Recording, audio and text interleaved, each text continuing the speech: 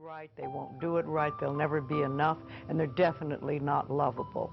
And when we come from that space, it's very hard to create things for ourselves that are really good. So in the early days when I worked with people, I used to fix this problem and fix that problem, and you'd have this a health thing, and we'd work on that and we'd work on this. And one day I discovered, much to my amazement, that if I would help people learn to love themselves, to really accept themselves as they are, we didn't have to work around problems, because it was almost like a miracle. Everything seemed to fall away. It's a hard one for people because we grow up believing that we're not good enough and nothing is right. I remember lots of times I would ask people, well, what is really wrong with you? What have you done that is so terrible that you're not acceptable to yourself? And I never, ever, ever got an answer that made any sense. You know, they might say something like, well, I'm too fat. Well, so, you know, but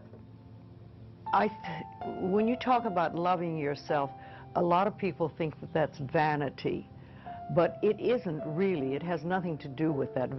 That is narcissistic. But to really care for you and to acknowledge that you are an important being. It's almost like in the Bible they would say, you recognize that you are a child of God, that therefore you are perfect. But even if you're not a biblical person, if you can recognize that you are a being that has self-worth, if you can really recognize your own worth, then you start to treat yourself differently. And I think that's what's so very important about loving yourself, is you stop beating yourself up, you stop making yourself wrong, you stop talking about how awful you are, and you stop saying things like, I'm really stupid and stuff, and you start to treat yourself with a certain amount of respect.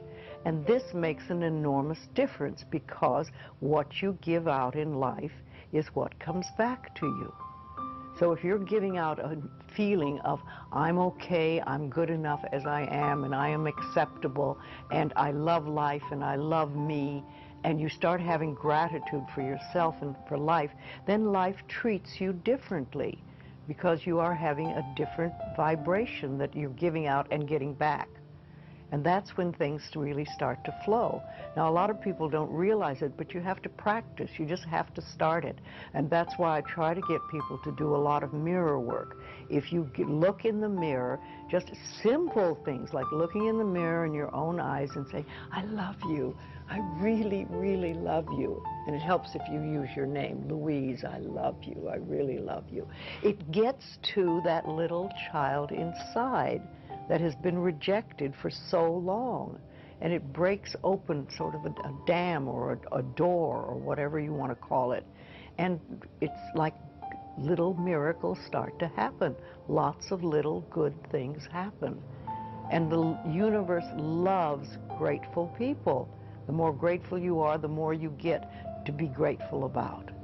It's that simple.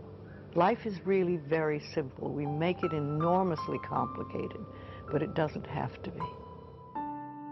Everybody's on a journey from the time we're born till the time we leave.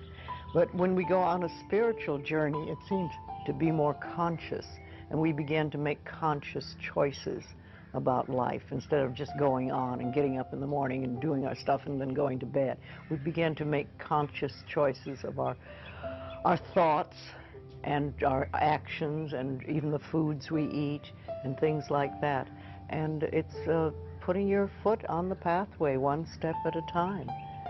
And some of us do very devious journeys, and we take lots of little side tracks, and we don't get very far, really.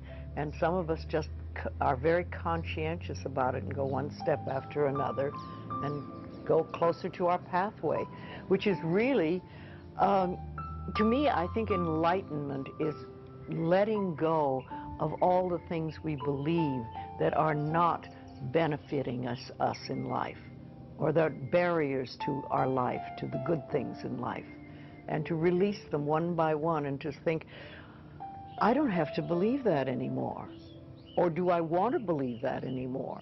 And making a conscious choice. When we can understand that every single thing we believe has been a choice, and it may or may not be true. It can be true for you and not for you. because it's your belief system and your belief system, and then I have my belief system. I say a lot. That may be true for you, it's not true for me. I may not say that out loud, but people are doing things or saying things, and I think that to myself a lot. And also, it has nothing to do with me. Whatever's going, that has nothing to do with me, because I'm under the law of my own consciousness. This is my pathway, and you have your pathway, you have yours, everybody does. So we're all on a journey, and I think the more conscientious we are about it, and the more conscious choices we make, the better our journey is, or the easier, or the swifter, or we get more goodies, or we have better health, all that stuff. But when I was beginning to work with people in the early days, I paid very close attention to what people said. And it became a habit with me, and I still do.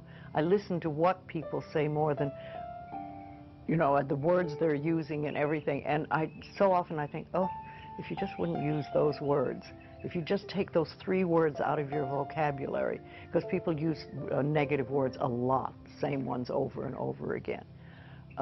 Yes, I hear words, much more than other people. What words would you take out of the vocabulary? Well, should to begin with. That's a big one. Because every time you say should, you're making yourself wrong. Either you were wrong, or you are wrong, or you're going to be wrong. So take that one out completely. And just a lot of negative expressions that people use. I'm not good enough, or this will never work, or oh, it's a rotten day, or, you know, there's just tons of expressions, and we use them over and over again, and they don't do us any good at all. Everybody's journey is individual, because we start from different places, so we can't all be having the same journey. But I think we all get certain ahas. And that's when we've sort of learned something. We say, oh, okay. And then if we can keep that, what we've learned, and practice it, then we've made another step and we can move forward. Yes, it's a lifetime journey, and we never stop learning. I'm 80 and I'm still learning. Though the lessons are easier now than they used to be. I like to think of it when we start, we have all these boulders in front of us on our pathway, and we start to get the boulders out of the way, and you finally get to the point where it's gravel. And gravel you can handle, you know, and you can sweep gravel, and you can do things. So, and then occasionally there's an old boulder. Rolls back into your path. You think, oh, I thought I had that one, but not completely.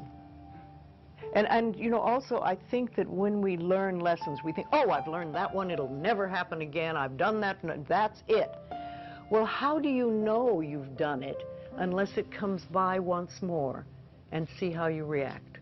Have you really learned it? Is it really nothing for you? Have you gone beyond that? Or are you going to go right back into the same old reaction? See, we're never wrong. That's what we need to learn, that. We're always doing the best we can with the understanding and awareness and knowledge we have at that moment. I have a very firm belief that only good lies before me. And with that belief, it doesn't matter what comes, because it'll be only good. And I want it to be new and different and exciting and stuff. No, I'm in my 80s now, and new things are happening. So let it roll.